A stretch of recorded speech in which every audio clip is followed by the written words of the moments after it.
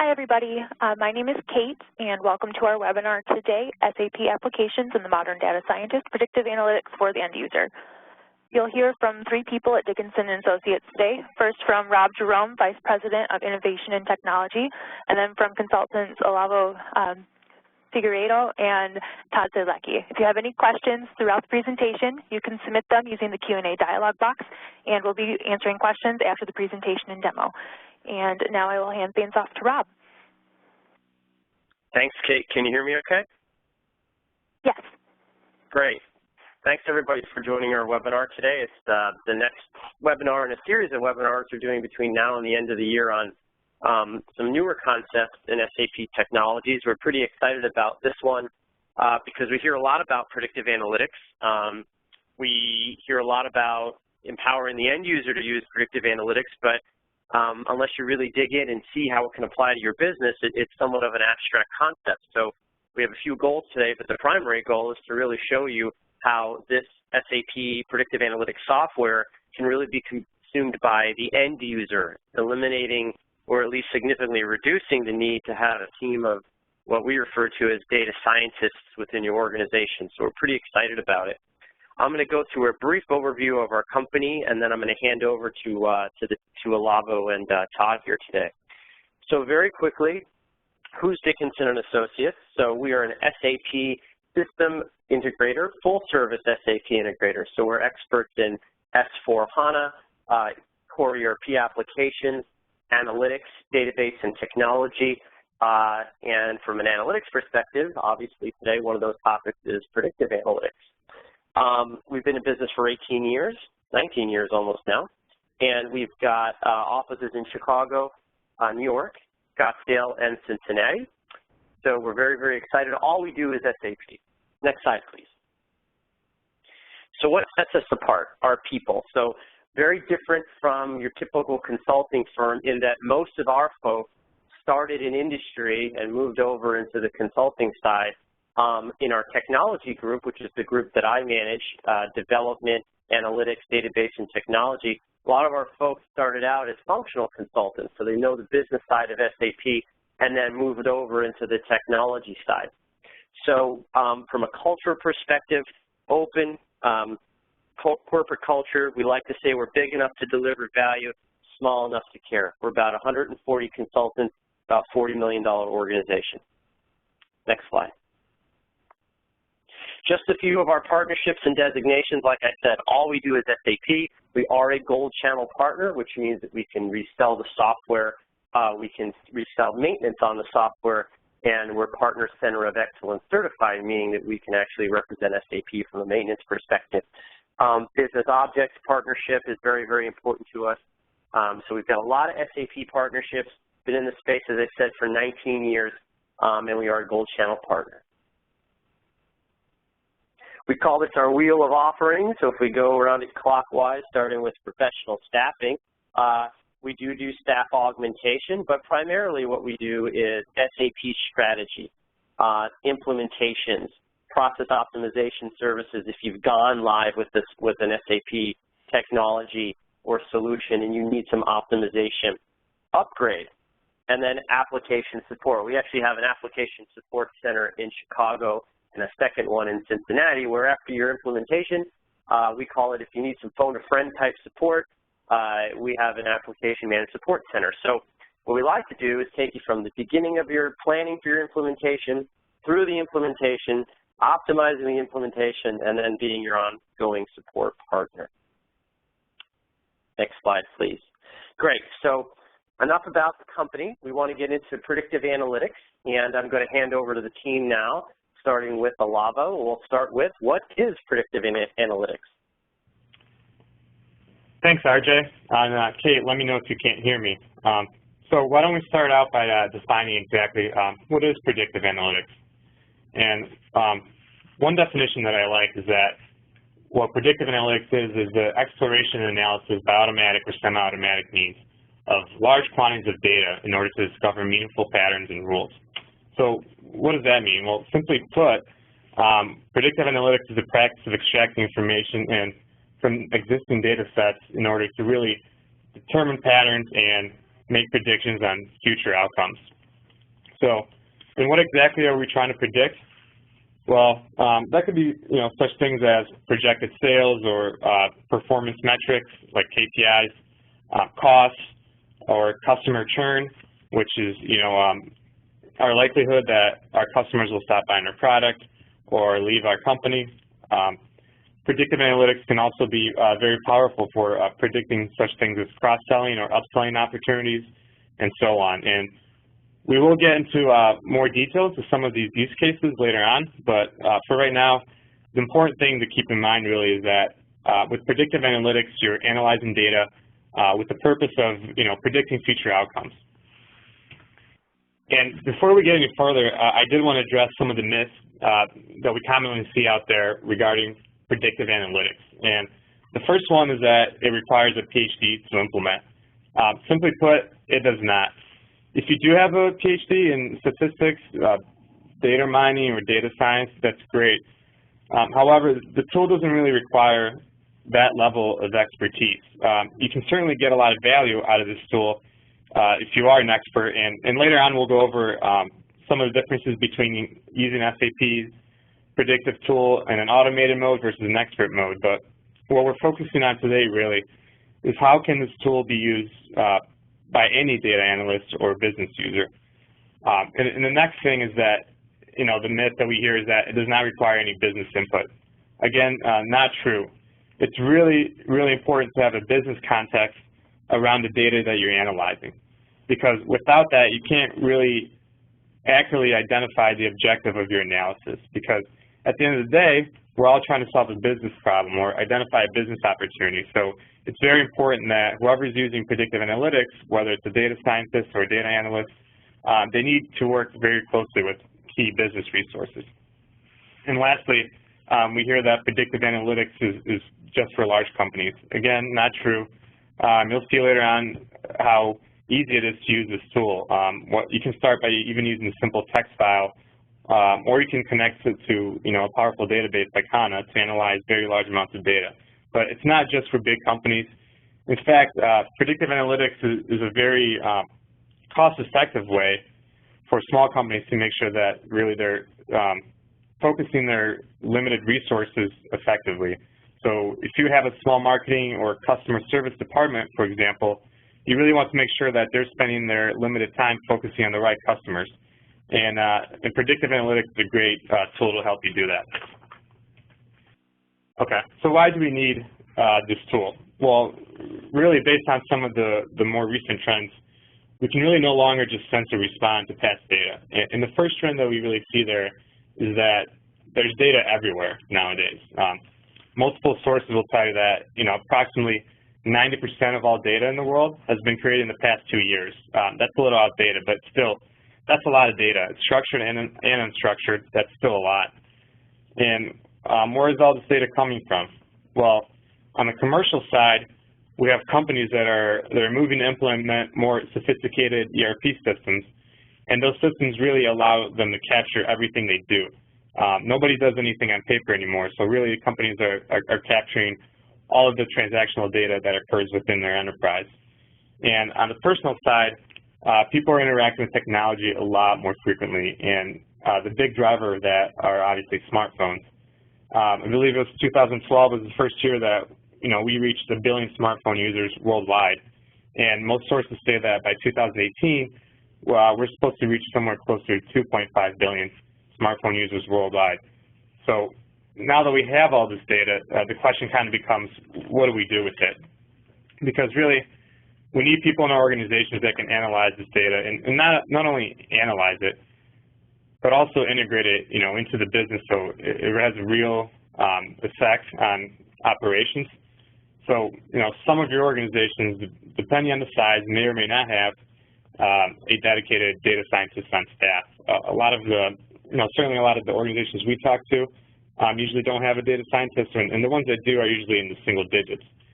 And unfortunately, there is a big undersupply of data scientists. According to the McKinsey Global Institute, demand for analytical talent in the U.S. could be about 50 to 60% greater than its projected supply in 2018. And that statistic really just kind of highlights the need that we have for a tool that's easy, intuitive to use, that doesn't require the deep analytical expertise of a data scientist. So we want our business users and just regular data analysts to really leverage some of the benefits of big data. And lastly, real quick, another trend that we're seeing is ever faster data cycles. So whether it's supply chain updates or airline operations, data is just moving a lot faster these days. So we really need agile tools that organizations can use to process this data and come up with actionable recommendations that have an immediate impact on the business. So how can our business really create value from predictive analytics? And the best way to kind of visualize that is by looking at this curve. So with the old way of doing things, right, we just sense and respond. So we start out with our raw data, which we may clean up and create some standard reports out of it, and really this will tell us what happened. If we take a look at customer churning, for example, some of these standard reports might tell us, which one of our customers have left us. And kind of as we go up the curve, now we start looking at questions like why it happened. And we can do this with generic predictive tools. And we can slice and dice the data and really find, what are the contributing factors that have led to these outcomes. And then now, once we have that insight, we kind of start going into the predict and act half of this maturity curve. And if we can run some models, we can tell with a certain degree of confidence what will happen in the future. And that's when you kind of really get into predictive modeling. And we can answer questions such as, which one of our customers are likely to leave us within the next 6 months. But having all that prediction, we're still not really adding a lot of value unless we act on it. And that's where we come to optimization. So we need to, it's not enough to just predict, but we want to have actions on those predictions. So now that we know what the contributing factors are for our customers leaving us, for example, how can we manipulate those factors so that we're really looking at what's the best that could happen? So how can we change those variables so that our customers won't leave us as frequently?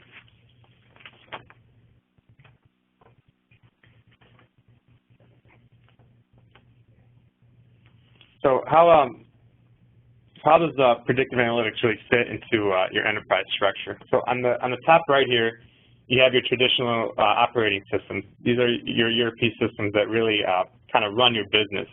And usually this is where most of your data, if not all of it, will reside. Now on top of that, you have your BI portfolio. And these are the tools that kind of give you some insight into how your business is operating. If you remember from our previous slide, these are the tools that allow you to answer the questions of, what happened, and perhaps give you some insight of and why those things happen. And then predictive analytics really is the piece that brings all of this together into a full circle.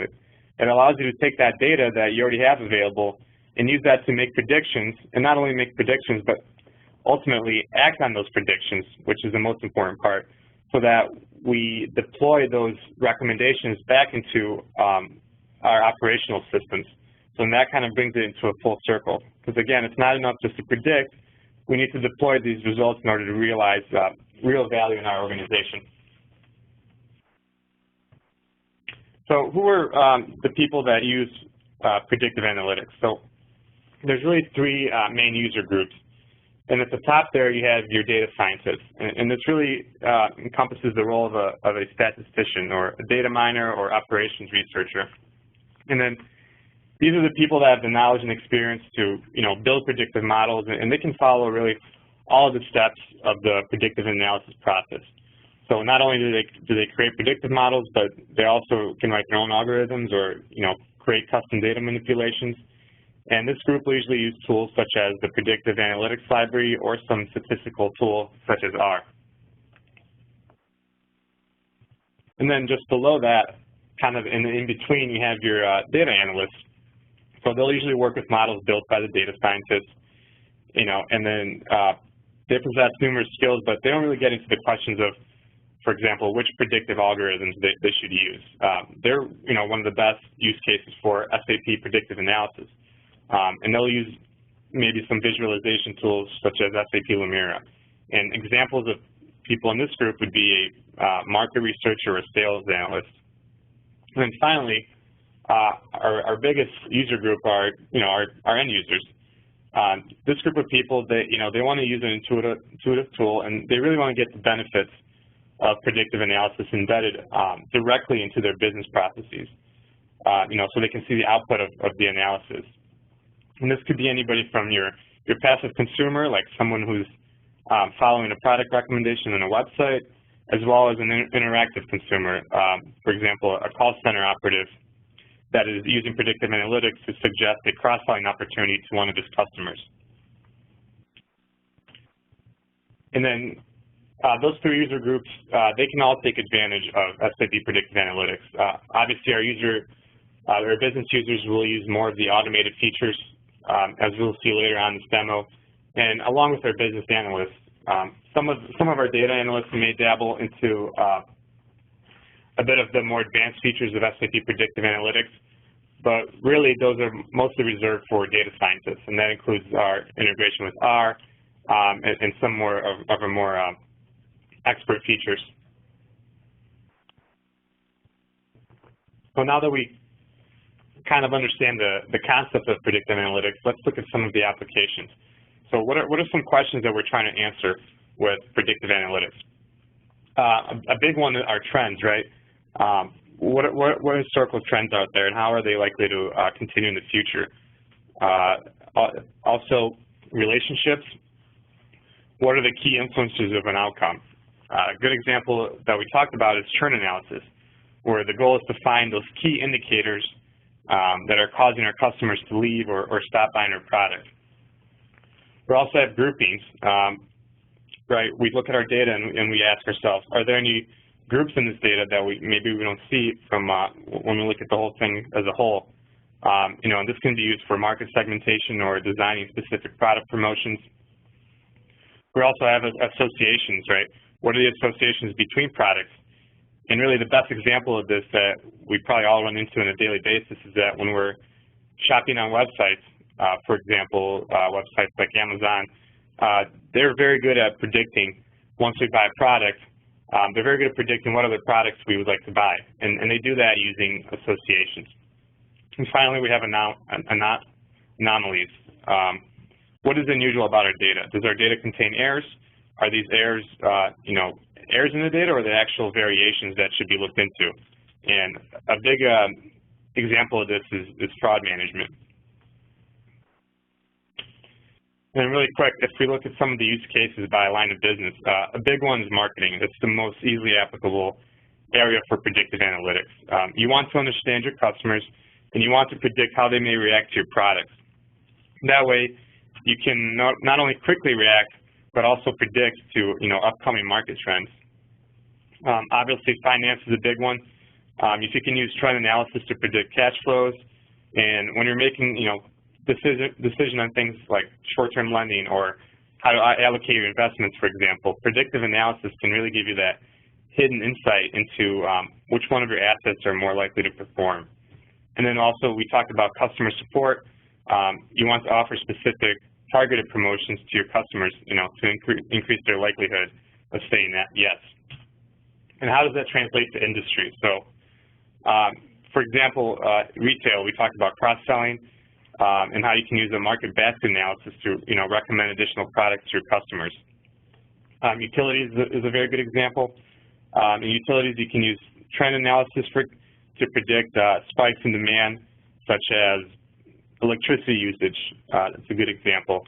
And also, utilities do tend to have a lot of assets, and these assets tend to fail often. So think of power lines or transformers. So being able to predict when these assets will fail kind of gives them an opportunity to more efficiently allocate their maintenance resources. And later on, Todd will show you a great example of how this application works. In the medical field, with the Internet of Things, we talked about big data. Medical records are increasingly more digital, so that really allows doctors and researchers to kind of leverage all that data to find patterns that lead to certain diseases. So really, this tends to lead to faster and improved diagnoses.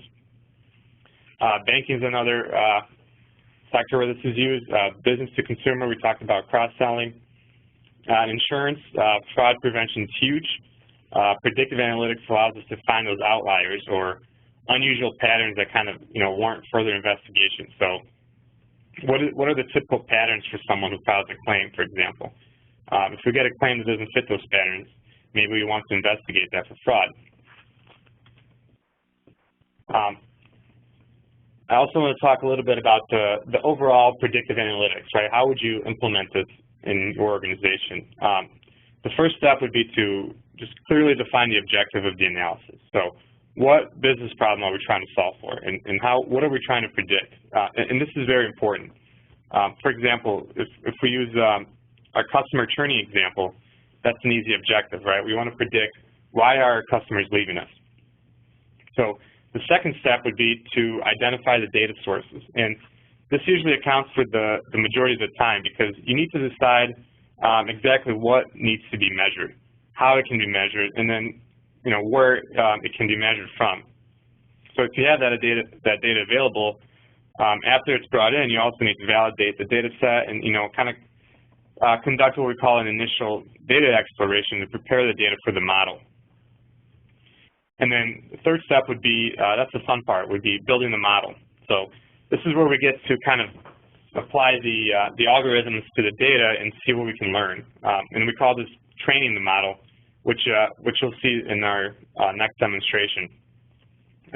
We can also evaluate the model we built based on robustness and usability, right? So how likely is this model to also produce the same results in the future? So following our customer churning example, after we build our model, we really we get to find out what are the contributing factors that are causing our customers to leave. And finally, an important step is you need to deploy this model, right? So you want to get actionable results from your predictions. And the way you do this is you deploy these models into specific business applications. So we get it, now that we have the model and we kind of know how it works, we can take a new data set, such as our existing customers that we don't know whether or not they'll leave, and based on our model, we can use that to make predictions on whether or not they'll leave.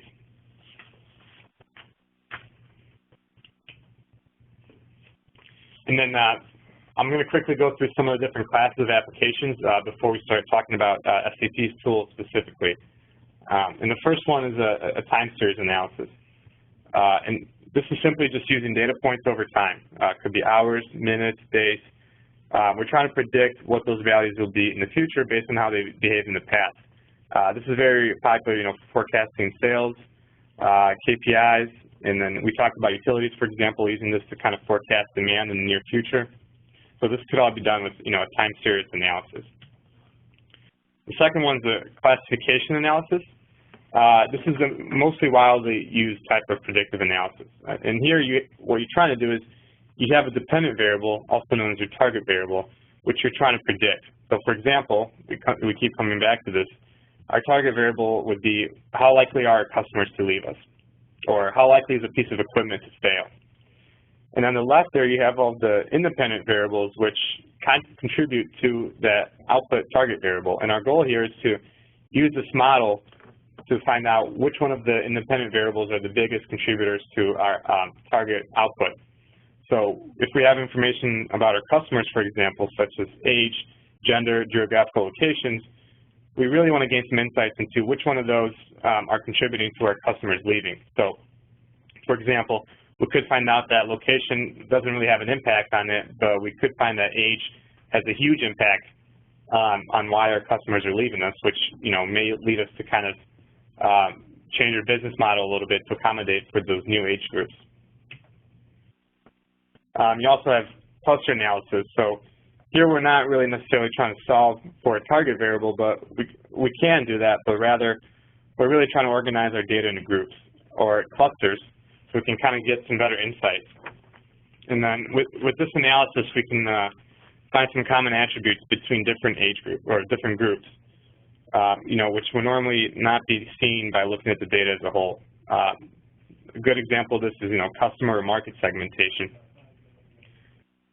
We talked about association analysis, and this is pretty simple. If you look at the market basket example, we're just looking at historical transactional data to see, what items are typically bought together. So if we know that a products A and B are always purchased together, when a customer buys product A, we can recommend in product B with a high degree of confidence that they'll purchase it. And then finally, we have outlier analysis. With this, we're really just looking for two things. We are looking for those outliers in our data sets. They may be, errors in our data, which we want to correct before we build a model, or they could be genuine variations, which need to be accounted for. Big example of this is fraud detection. In fact, SAP's fraud management tool uses this type of analysis. So before we go into our demo, let's talk a little bit about SAP's Predictive Analytics 2.3, which is their latest release. And some of the things that allow you to do is that it makes it very easy for you to prepare data and build your models. As you'll see later in the demo, you can also retain your models for, so that you can, various users in the organization can collaborate on it. SAP Predictive Analytics also gives you a great way to visualize your data. So that way it's very intuitive and you can easily export for hidden insights. On the more advanced side, you can integrate it very easily with R. So this is more relevant for expert users, obviously, but it really enables you to use your own algorithms and your own custom R scripts when analyzing your data. And then finally, you can use predictive analytics on its own or with the database as a source, such as SAP HANA. When you connect it to a HANA database, obviously you can really get the benefit of it because you can process very large amounts of data and you can run your algorithms directly in the database, which makes them run extremely a lot faster. As far as system requirements, really quick, there's not many. Like I said, you can install the Predictive Analytics tool directly on your desktop, and if you don't connect it to a database, you can even use it with text files. So there aren't really a lot of hard requirements you have to meet, and there is a 30-day free trial on the SAP website. And finally, we talked about the two ways of using the tool. On the automated side, for kind of for beginners or business users, that's where you do the automated analytics. And this is a very intuitive way to kind of, as you'll see in the demo, it's very drag and drop, and it does all the work for the user, preps the data, and then it kind of automatically helps the user to select the appropriate model. Now, if you are an expert, and you can also get a lot of value from SAP's Predictive Analytics tool. And this is designed for, statisticians. It's got great, like we said, R integration. It allows you to create your own algorithms. And, when we create different models with different algorithms, it kind of allows you to very easily compare those different models. And then now I'm going to pass over to Todd so we can get started with our first demo.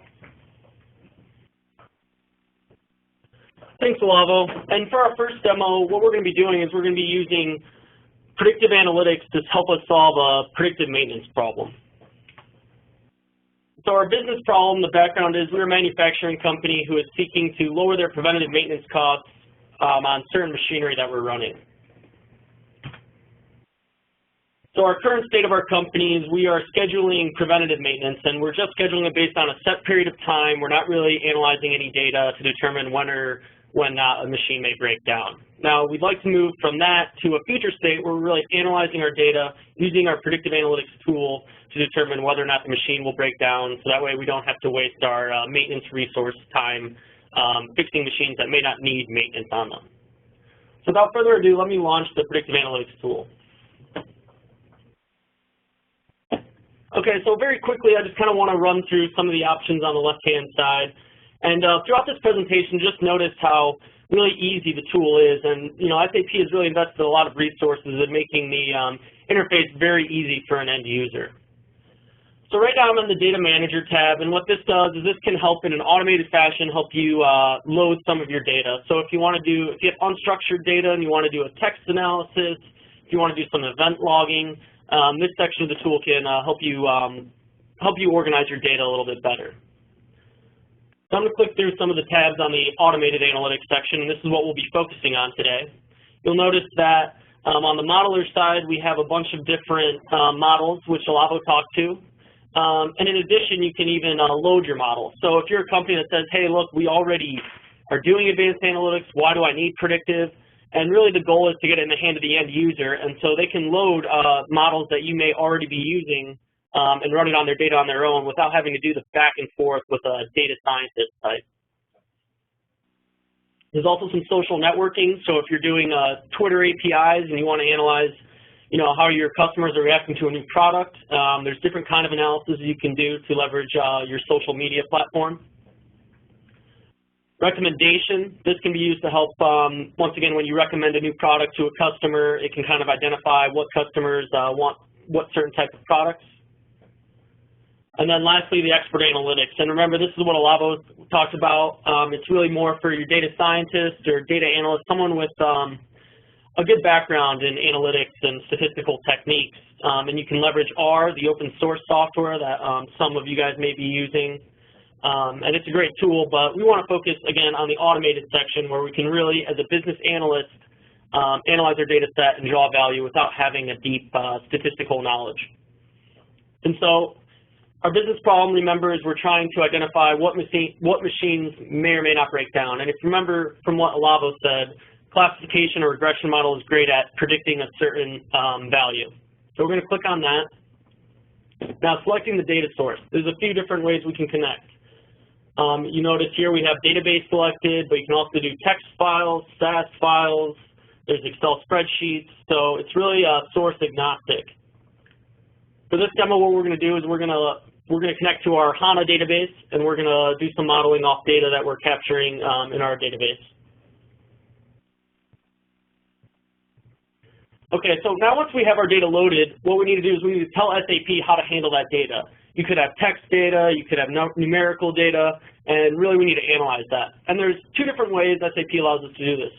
One is in an automated fashion. By just clicking this Analyze button, SAP will take a look at the data we've loaded, and it will give it their best shot. The tool is pretty effective. You definitely want to make sure that you are looking through the results it gives you. The other way you can do is with a description file, where you automatically define the data in a text file, and then you can load it, and then you're good to go. So in this scenario, what we're going to do is we're going to click Analyze. And we see that SAP came back with our data, and they've defined our different variables. So just pretty quickly, I just want to run through what some of these are. So our key, this is how we're identifying what machine we're looking at. Then we have some of our independent or explanatory variables like days since last maintenance, temperature of the machine, humidity, hours of continuous machine running, model number of the machine, and so on. We also have our machine breakdown. Once again, regression is great at predicting, but when we're running it on our training data set, which is what I just loaded, we have to know whether or not the machine broke down or not. And so that's our target variable, what we're trying to solve for. You'll see storage. Once again, simple drag and drop, point and click. You define what the variable is. So is it an integer, whole number? Is it a string, which would be text? Is it a date or time? Or is it a number with a decimal? And then value. Is it a continuous number, a number that can go to infinity? Is it nominal, which could be like a binary response or like a zip code? Is it ordinal, which would be like if you're doing a survey and 5 represents very strong on your data set and 1 represents not strong at all, you could, that's how you define that data. And then you can also do text analysis. So I'm looking through this, and it looks pretty good. I'm going to go ahead and click Next. So here we have selecting of the variables, and we see we have 8 independent variables. Those are the variables we're using to predict whether or not the machine will break down. We can see SAP has already correctly identified that machine breakdown is the variable we're trying to solve for. And they excluded the key variable because that's just for us to know what machine we're talking about. It really has no impact on the model. So we're going to click Next. Summary of modeling parameters, tells us target variable, the data we're modeling after. Everything looks good there. I'm going to generate. So SAP is learning from our data here, and it's selecting the best regression model. And we can see it selected the robust regression model. And so let me just go through what some of these are. So our initial number of variables were the 10 we had.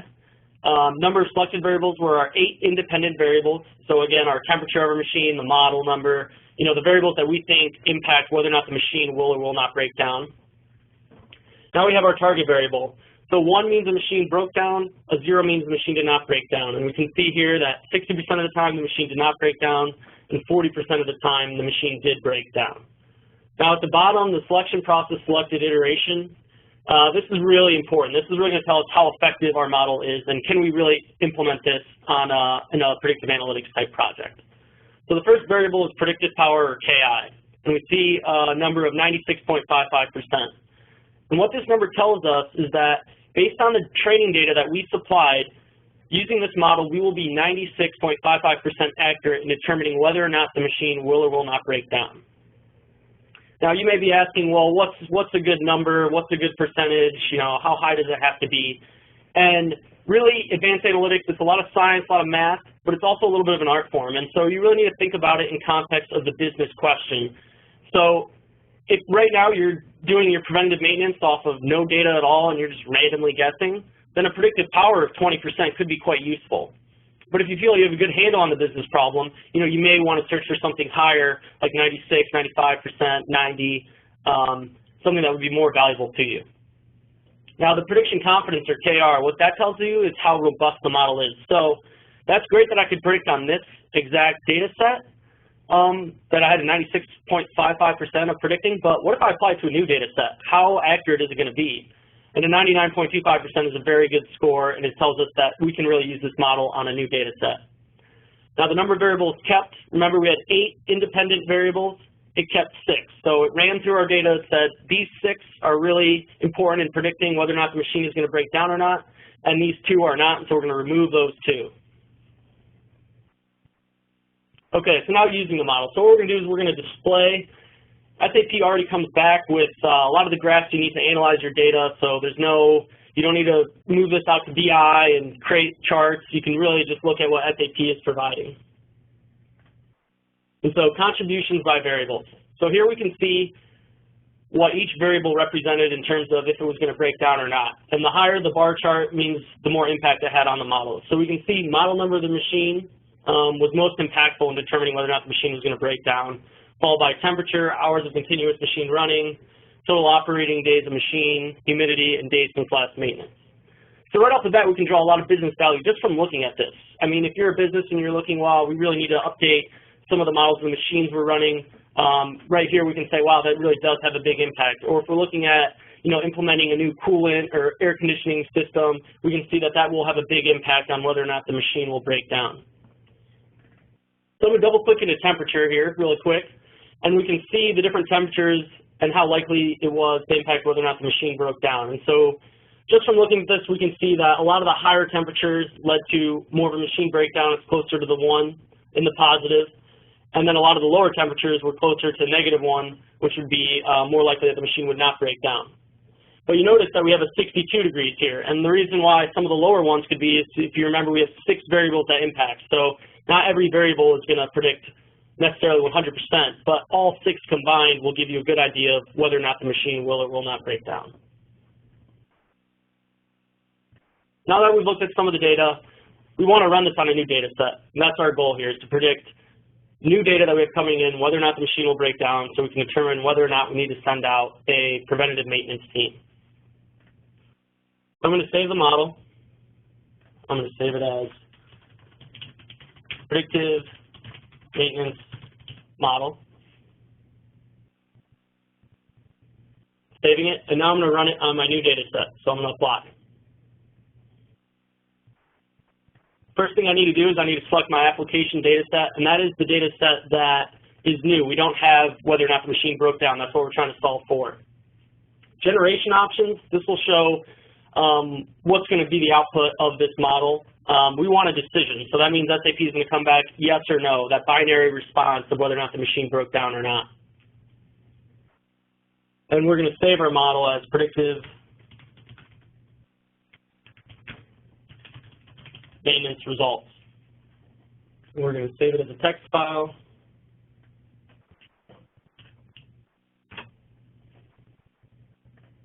And we're going to click apply.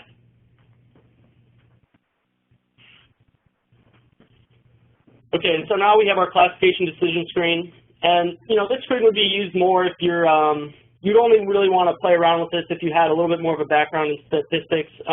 Basically, you can manipulate the model if you want to be basically more conservative or more aggressive with your results. But we had a very high predictive power, we're going to leave everything as is, and we're going to generate the model.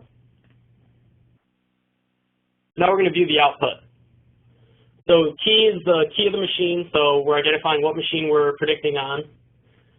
You'll notice machine breakdown is blank because we don't know. That's what we're trying to predict for. And we'll see our decision breakdown. So it'll say, yes, this machine's going to break down, or no, it's not. And then we have the probability that this is right. So we can see some of them are fairly high, like 99%. Others are lower, like 67.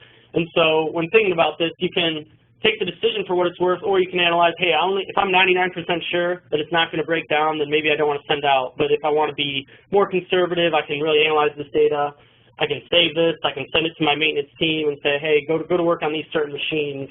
And that's really the value of the tool.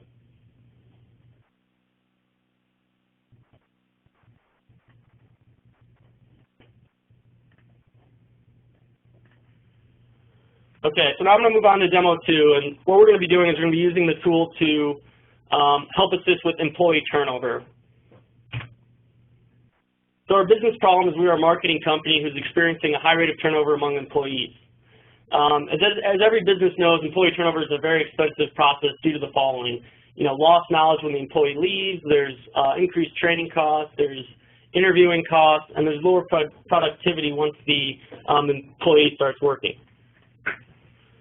So what we're trying to do is we're trying to use analytics to know not only which employees are likely to leave, but also take a more refined approach by grouping employees with similar characteristics together. So our goal is to segment out employees into different groups, determine which groups are most likely to have a high turnover rate, and then analyze the data to determine what incentives could be best offered to keep an employee from leaving.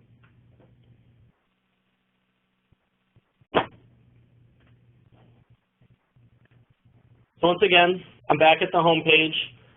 And in this case, I'm going to click on clustering model. And if you remember from what Olavo said, clustering is really good for segmentation. And so here we're going to segment out our own internal employees and determine how likely are they to leave, and then determine what incentives we could offer to different segments within our employee base.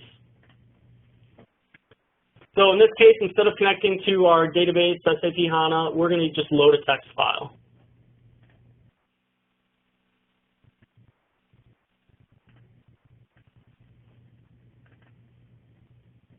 So we are loading our data, employee turnover. Click Next. Now data description, if you remember on our last demo, we just had SAP tell us what the data is. But in this one, we're going to open up a description file where we've already defined what the data is. And this is recommendable because SAP doesn't always get it right, and you really want to make sure you take the time because this really has a big impact on how the model will spit out. So if you do use the automated analyze function, just make sure you're reviewing your variables. But since we loaded these automatically, we don't really need to look at whether or not the data was right. But just a few things we're looking at. We're looking at the age of the employee. We're looking at the average hours worked per week, marital status, and the average percent raised over the last 3 years. So some of the variables that we think are important. So selecting the variables. So if you remember, clustering does not need a target variable, but it helps the model center around a specific question. So it's recommended that you do actually put in a target variable. And so now we're left with the 4 independent or explanatory variables: the age, the average hours worked per week, marital status, and average percent raised the last 3 years. And notice again, it excluded our KX index, which is how we're identifying what employee it is, the number of the employee that we're looking at. So I'm going to click Next, and so summary of modeling parameters. Really the important part for clustering is selecting what number of clusters do you want. And I know I mentioned this before, where advanced analytics is not just a science, it's also an art. And it really requires business insight, because really what we want to do is we want to use this data to be more effective. And so if we did 1,000 different clusters, we're really not going to gain much value out of that. We really want to segment it down to maybe 5 to 10 groups, and SAP will run on that and it will tell us which cluster number is best. So, it might give us back 5, it could give us back 10, and then we can analyze those 10 different groups that it's saying these are unique enough and these have a good enough predictive power that we can really draw value out of. So I'm going to generate the model. And here again is our modeling overview. We see we had 6 initial variables, and then we had 4 independent variables. We see that our target key, the employee stayed 58% of the time, and the employee left 41% of the time. And now we go back to the predictive power and prediction confidence. And notice that our predictive power is a little bit lower here, and that's okay because if you think about it, employee turnover isn't always an easy thing to predict. There's outside variables that you're just really not going to know. But once again, apply that to how your own organizations handle this and think about, do you guys really have an analytical approach to solving this problem, or are you just kind of going off more intuition or feel? And so a predictive power of lower than 70 could be extremely useful in this situation. And then prediction confidence, once again, is how robust is this model? If I'm going to apply this model on a new data set, how likely am I to get good results? And down here we'll see SAP went through, did some machine learning on our data, and it identified which cluster it thought was best. So it started off with 5 different clusters. Didn't like what that gave us. It went on to 6 different clusters, 7, 8, and then finally it settled around 9. And you'll notice the KI is the highest here, and also the KR is the highest as well. And so that's what it's determining it on. So I'm going to click Next. I want to view the data, just kind of take a look at what the data is telling us, kind of like we did in the previous demo. So category significance, so we can see what age groups are more likely to leave versus which age groups are more likely to stay. And we can see we're really having an issue with the 26 to 33 age group. So that's something we're going to want to take a look at. We're really good at keeping, maybe our fresh out of college kids, and we're a little bit better at holding on to some of our older resources, but our middle age group is really what's struggling.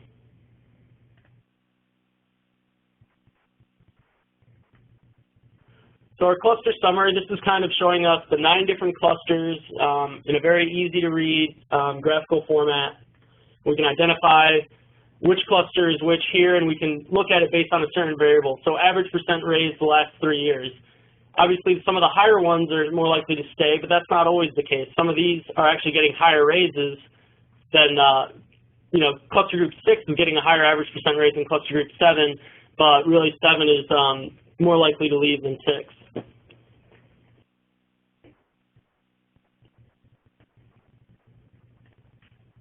And so now I want to look at what each cluster is based on every single variable. So we're seeing that, cluster 5, 8, and 9, they're more likely to stay. So maybe I'm not prioritizing them as much, and I'd like to work from a more likely to leave to less likely to leave. So let's just look at cluster 3 here. We can see this is in that age range that we were talking about, that we're really having a hard time keeping this talent that we've maybe developed since college, but maybe haven't given them enough incentive to stick around. If you look at average percent raise the last 3 years, you can see that they're trending towards not as good of a raises as some of our other employees. We're getting employees who have 12% average raise over the last 3 years. These individuals are averaging closer to 1 to 4%. So maybe they aren't feeling as valued, or maybe they're not getting the leadership opportunities that they're really looking for.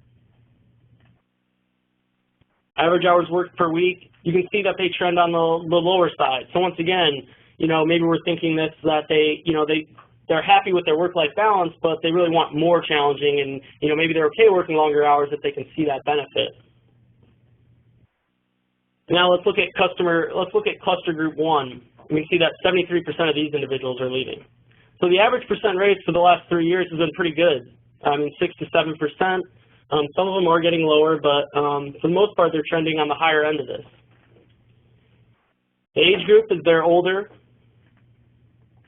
Average hours worked per week, they're working a lot of hours, okay? And now when we look at marital status, we can see a lot of them are already married.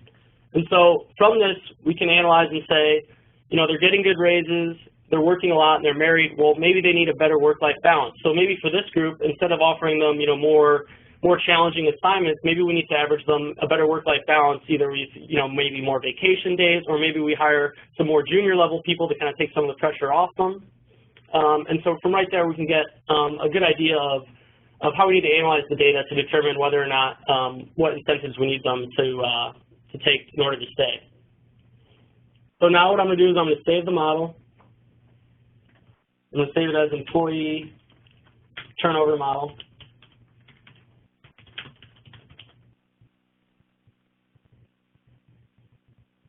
So now I'm going to run it on a new data set, similar for what we did for the last one.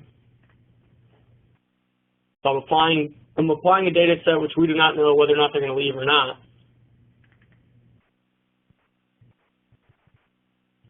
And I'm going to save the results as employee turnover results.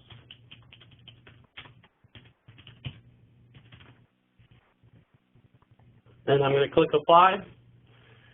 And we're going to view the output. And so here we can see the KX index, which again is our key for what employee we're talking about. We don't know whether or not the employee left, but now we're assigning from different clusters. And so we could save this, print it out, analyze it, and really use an analytics type approach to incentivize our employees to stay. So instead of using some intuition or just asking questions, we can apply data and we can go about it in a more efficient manner, because by the time you get to certain employees, you may be too late. And so this can be very powerful for an HR department. I'd argue a lot of companies aren't doing this kind of analysis, and so this is just a simple example using data that you already have on your employees and incentivizing them to stay in an efficient manner, because not every employee wants the same thing. And so this can be a great tool to allow you to do that.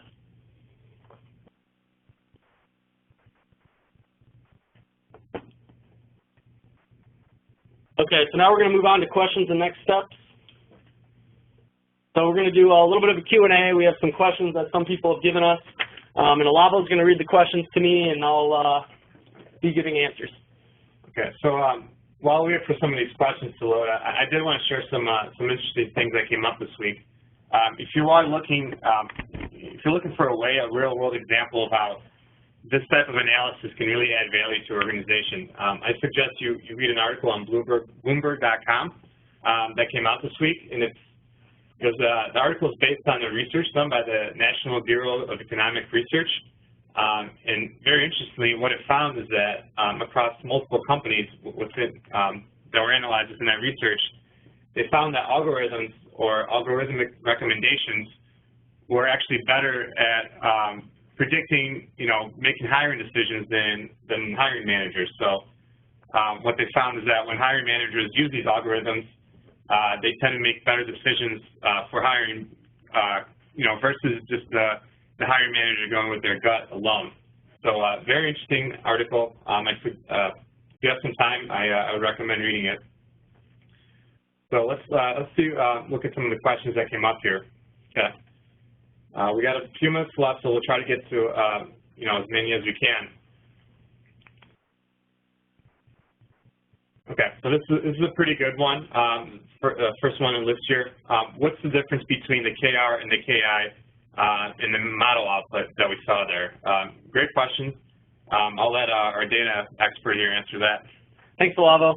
So if you remember from our demo, the KI is the predictive power, and that is how likely it is to work on the training data set. So when we know what the answer is, we know what we're looking for, how good of prediction, if we went through every single one of those records and determined, in our case, we're looking at machine breakdown, 96% of the time the model got right when it was going through every single data point.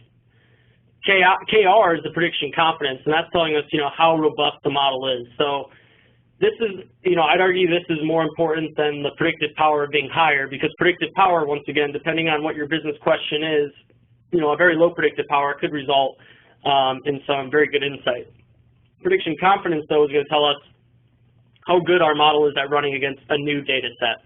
And it's very important that that number be higher. You want to see around 90, 95%, maybe even 85 if, get a little borderline there. But that's basically the difference between the KI and the KR.